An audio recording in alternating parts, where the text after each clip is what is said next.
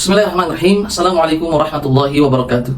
Alhamdulillahirabbil alamin wassalatu wassalamu ala Rasulillah wa ala alihi wa sahbihi wa man walaha ma ba'd. Teman-teman yang dirahmati oleh Allah Subhanahu wa taala, masih pada kajian fikih sirah di mana kita ingin mentadaburi perjalanan hidup Rasul sallallahu alaihi wasallam yang semoga kita mendapatkan inspirasi darinya, solusi darinya, prediksi darinya dan motivasi. Pada kesempatan kali ini kita ingin membahas tentang satu pertanyaan, teman-teman. Pernahkah terbesit di benak kita bahwa kenapa ya Allah Subhanahu wa taala memilih Jazirah Arab sebagai tempat risalah terakhirnya, sebagai tempat nabi terakhirnya, rasul terakhirnya, yaitu nabi kita, Nabi Muhammad sallallahu alaihi wasallam. Kenapa Allah tidak mengutusnya di Persia yang saat itu sudah menjadi negara yang besar, satu imperium yang besar, dan yang kedua adalah Romawi, di bangsa Romawi. Kenapa tidak Allah utus nabi terakhirnya di negara yang sudah besar, di negara-negara yang sudah maju, di negara-negara yang sudah kenal dengan kecanggihan, modern, dan seterusnya? Kenapa Allah tidak mengutus nabi yang terakhirnya ini di peradaban India yang sudah lebih dahulu memiliki peradaban? Kenapa tidak di Asia dan seterusnya, teman-teman? Kenapa yang justru Allah pilih adalah satu negeri yang memang sudah ditinggal dan tidak diminati oleh dua imperium besar tersebut? Di zaman itu, teman-teman, tidak ada satu wilayah kecuali mereka telah ikut di bawah kekuasaan salah satu dari dua imperium besar tadi, yaitu Persia dan Romawi.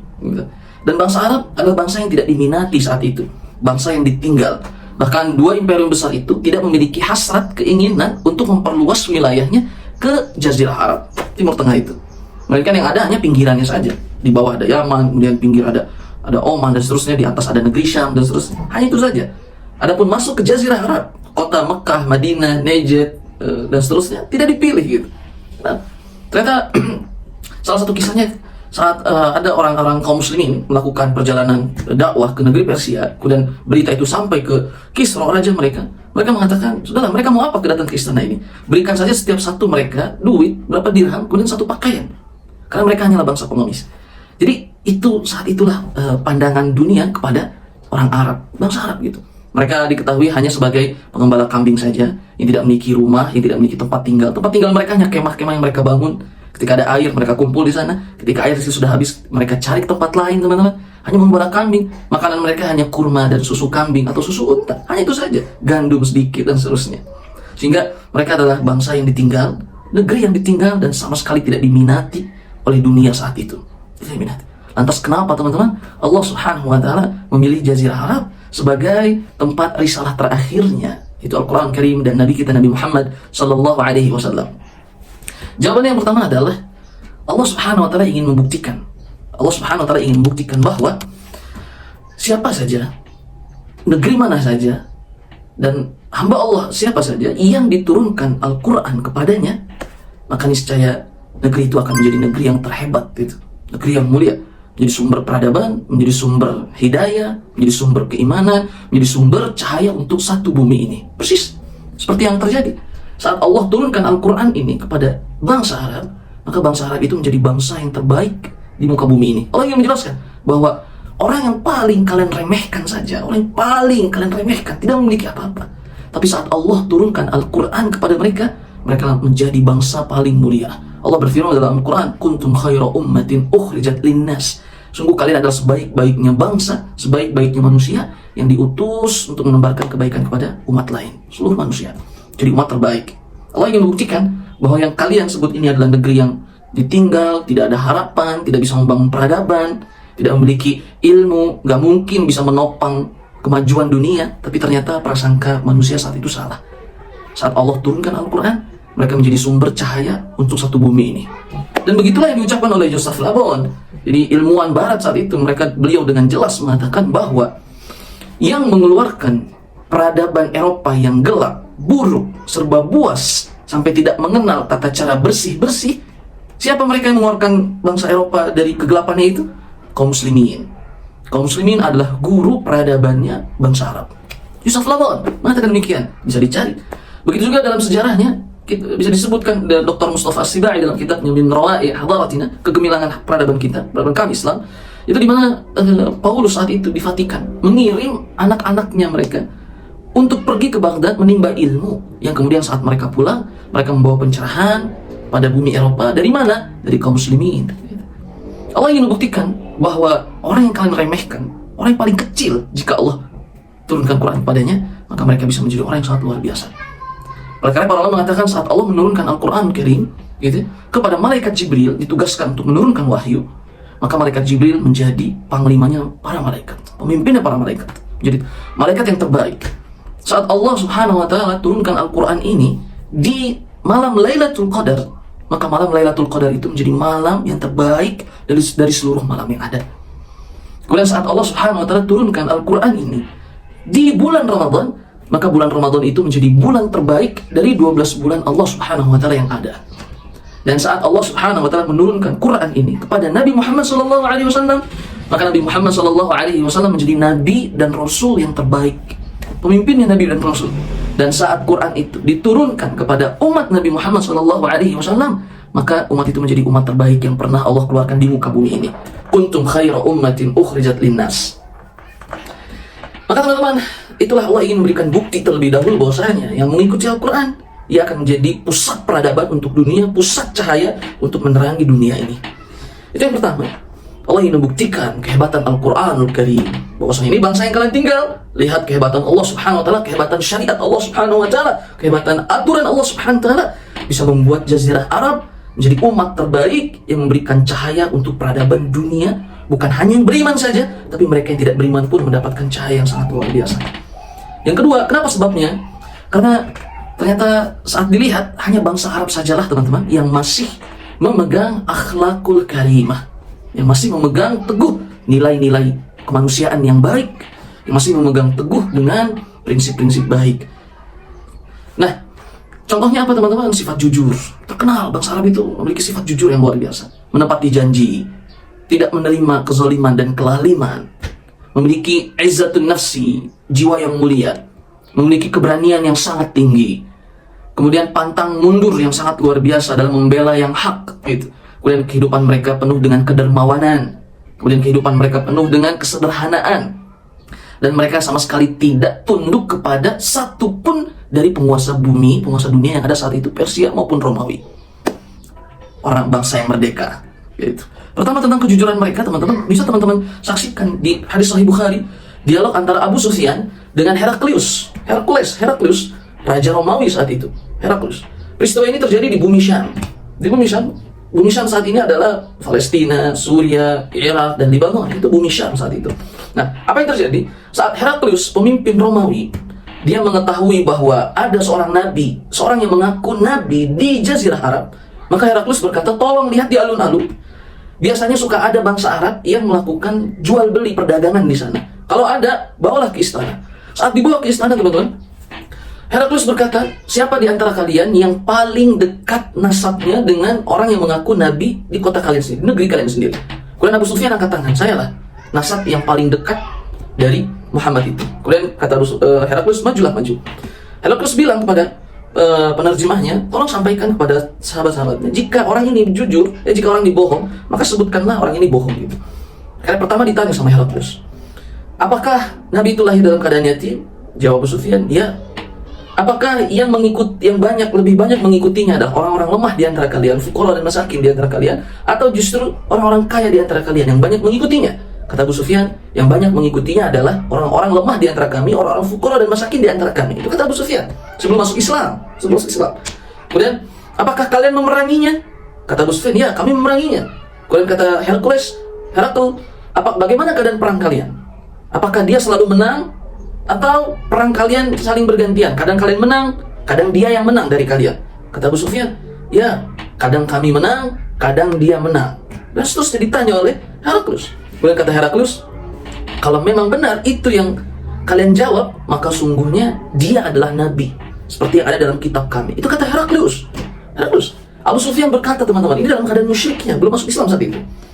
Kata Abu Sufyan, mestinya kan ini Abu Sufyan musuhnya Nabi Muhammad saat itu, mestinya dia berdusta dalam menjawab pertanyaan Heraklius, agar Heraklius itu tidak mengatakan bahwa Muhammad itu benar nabi. Karena Abu Sufyan malu pada kaumnya. Mestinya gitu. Mereka memerangi nabi, ternyata mestinya Abu Sufyan berdusta. Mestinya. Tapi Abu Sufyan berkata, kalaulah aku tidak malu disebut pendusta oleh kaumku yang ikut bersama Abu Sufyan saat itu, niscaya aku akan berdusta kepada Heraklius. Tapi Abu Sufyan, itulah kenapa Allah milih Jazirah Arab. Karena mereka masih menjunjung tinggi yang namanya kejujuran, sekalipun terhadap musuh. Itu teman-teman, kenapa Allah memilih Jazirah Arab gitu? Akhirnya itu Hercules, Raja Romawi pun mengakui bahwasanya Muhammad itu adalah nabi terakhir, Hercules. Kemudian dalam lanjutan hadis Sahih Bukhari, Hercules itu memanggil ahli kitab teman-temannya yang dari ahli kitab, dipanggil sama Hercules. Kemudian berdialog dan bertanya, apa pendapat kalian tentang orang ini yang mengaku nabi terakhir? Apa jawaban teman-teman Hercules dari ahli kitab? Mereka mengatakan ya, dia adalah nabi terakhir, persis sifat-sifatnya yang disebutkan dalam kitab kita. Tapi Hercules tidak beriman dan seterusnya karena takut celaan kaumnya, karena takut jabatannya hilang, karena takut dunianya hilang, karena takut hartanya hilang, dan seterusnya. Sehingga hal duniawi seperti itu menghalangi seseorang untuk mendapatkan keimanan dan kebahagiaan yang sesungguhnya di dunia dan di hari akhir. Kita lihat bagaimana sifat mereka yang tidak menerima kezaliman. Banyak sekali ceritanya teman-teman. Salah satunya, ada seorang yang datang ke Mekah saat itu berdagang, jual beli. Kemudian tiba-tiba salah satu tokoh di antara tokoh kufar Quraisy, saat itu musyrikin Quraisy, membeli dagangannya tapi tidak membayar harganya. Kemudian ia teriak, wahai Tuhan, Anda belum bayar harganya. Tapi tiba-tiba orang itu membiarkan saja mengambil hartanya secara zalim gitu, secara zalim. Kemudian akhirnya dia minta tolong dan tidak ada orang yang berani karena dia pemuka Quraisy, tokoh Quraisy saat itu. Kemudian akhirnya dia teriak minta tolong bahwasanya aku dizolimi oleh tokoh kalian dan seterusnya. Akhirnya berkumpullah para pembesar Quraisy lainnya yang sama sekali tidak terima terjadinya kezaliman di negeri mereka. Sehingga terjadi yang namanya Hilful Fudul, perjanjian antara para pemuka Quraisy untuk tidak membiarkan ada orang yang terzalimi sedikit pun di kota ini. Tidak terima ada orang yang dizalimi, sekalipun teman maupun musuh tidak terima dia zalim. Nah, dan kedermawanan mereka sangat luar biasa teman-teman. Dermawan mereka yang sangat luar biasa saat menjamu tamu dalam keadaan tidak memiliki apapun, tapi mereka bisa bersedekah, menderma hartanya dan seterusnya.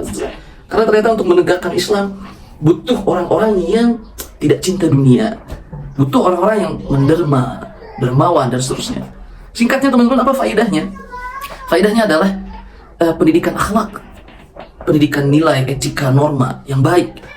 Itulah yang menjadikan bangsa Arab Allah pilih sebagai tempat terakhir risalahnya, dan mereka menjadi menteri-menteri nabi terakhirnya Allah Subhanahu wa taala. Maka artinya apa? Didiklah anak-anak kita ini akhlak mulia. Bangsa kita kalau mau dipilih menjadi bangsa yang bisa menopang peradaban dengan baik, memakmurkan bumi dengan baik, gitu ya, mendamaikan negeri-negeri dengan baik, gitu, maka jagalah kualitas akhlak dan adabnya. Karena hanya dengan itu Allah Subhanahu wa taala akan menangkan semua negeri-negeri. Gitu. Maka tema pendidikan pun demikian. Bagaimana kita harus menghasilkan generasi-generasi yang memiliki akhlak mulia luar biasa, agar kita menjadi generasi yang Allah pilih gitu, untuk menegakkan kebenaran gitu, agar Allah pilih untuk menghadirkan kebaikan dan kebahagiaan. Maka didiklah generasi kita dengan pendidikan akhlakul karimah yang baik gitu. Dan subhanallah, ternyata ada dua sifat yang lebih inti dari akhlak-akhlak tadi. Dua sifat itu adalah bangsa Arab memiliki kemuliaan jiwa, tidak menerima kezaliman gitu ya, dan tidak menerima jika keadilan itu dihinakan. Kemudian yang kedua, pantang mundur dalam membela kebenaran. Ada dua sifat itulah yang menjadi inti kenapa Allah memilih Jazirah Arab. Karena tidak mungkin kezaliman bisa dihadapi, bisa diberantas, dan tidak mungkin keadilan bisa ditegakkan kecuali oleh generasi-generasi yang memiliki izzatun nafsi, kemuliaan jiwa, yang tidak menerima sedikit pun kezaliman dan tidak menerima jika keadilan dinodai. Dan yang sifat yang kedua adalah tidak pantang mundur dalam membela kebenaran. Maka didiklah generasi kita untuk memiliki akhlak-akhlak mulia ini, dan untuk mempelajari Al-Quran Karim, agar saat Allah Subhanahu wa taala turunkan Al-Quran Karim ke hati generasi kita semua, maka hati-hati mereka itu, kalbu-kalbu mereka itu akan menjadi hati yang terbaik, yang kemudian bisa bergerak untuk menegakkan keadilan, memberantas kezaliman. Kemudian teman-teman, kenapa Allah memilih Jazirah Arab? Yang ketiga adalah karena bangsa Arab itu terjaga dari kemewahan dunia, terjaga dari hubbud dunia. Imperium-imperium besar yang ada saat itu, karena sudah jatuh dalam hubbud dunia, cinta dunia, maka tidak Allah pilih. Karena orang yang cinta dunia itu sulit untuk diajak berjuang dengan jujur, sulit. Hubbud dunia itu sulit untuk kita ajak menegakkan keadilan, sulit. Mereka yang sudah cinta dunia sulit untuk kita ajak memberantas kezaliman, sulit teman-teman. Seperti sulitnya mereka dua imperium besar saat itu, dan peristiwa sejarahnya pun demikian, sulit diajak berjuang gitu.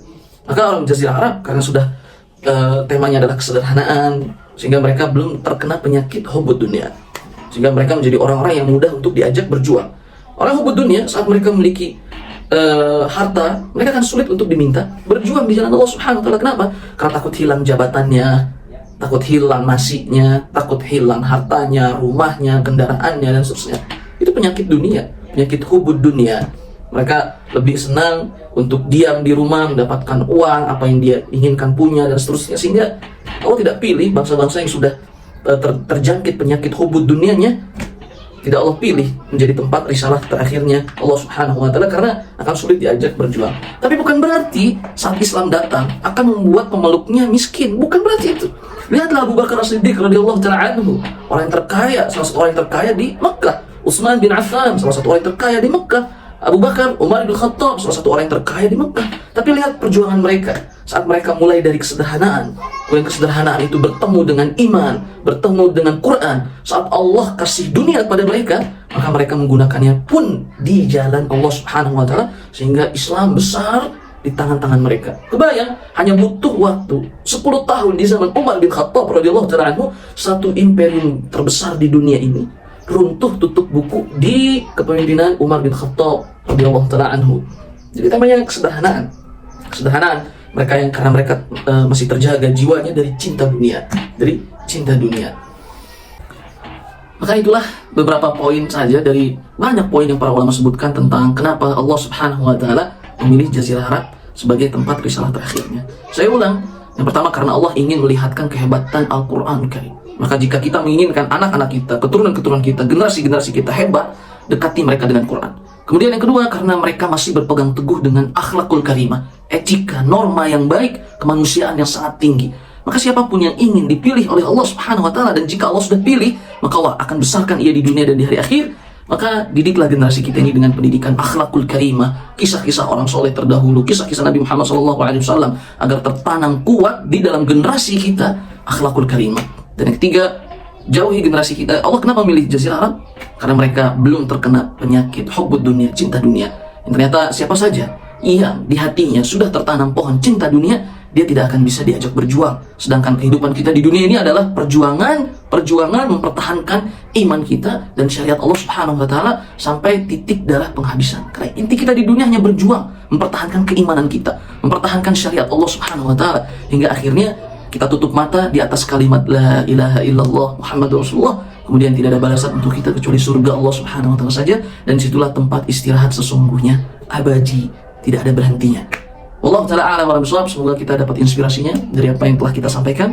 Wa akhiru da'wana alhamdulillahi rabbil alamin. Wa sallallahu ala nabiyyina Muhammadin wa ala alihi wa sahbihi wa sallim. Thumma assalamu alaikum warahmatullahi wabarakatuh.